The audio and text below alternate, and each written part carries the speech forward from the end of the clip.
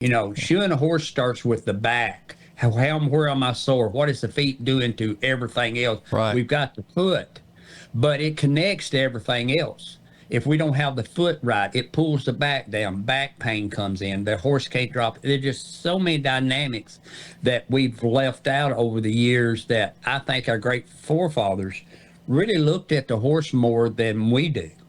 They don't, they just look at the bottom of the foot, which I think is a symptom to all the other problems. Right. Well, it's funny that you say that, because I, all through school and stuff, I was involved in sports at one time, whether it's baseball, whether it's basketball, track and field, believe it or not, I am 6'2", so, but you always think of horses' feet are always okay. They're fine. Just you got to have a $6,000, if I think I'm lowballing that, $6,000 saddle on it. You've got to have a $500 bridle. You have to have a certain type of bit.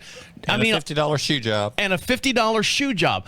But yet you look at like professional athletes, like your football players and basketball players, where they're, of course, they rely on their feet, they rely on the balance, and you see how they tape their feet up, how they tape their ankles up for support, to support their whole entire spine, the body of a human.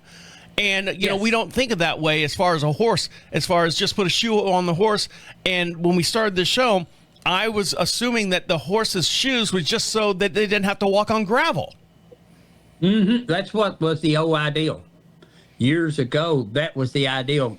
We shod the horse in the spring because we had to ride him on the road. Right. Then we pulled him off in the fall. We may shoe him one time between the spring and fall. And that was the ideal. Just don't have them tender-footed without. That's what we used to call it the old time. They were too tender-footed, so we put steel shoes on them to get them where they was going and get them through the years.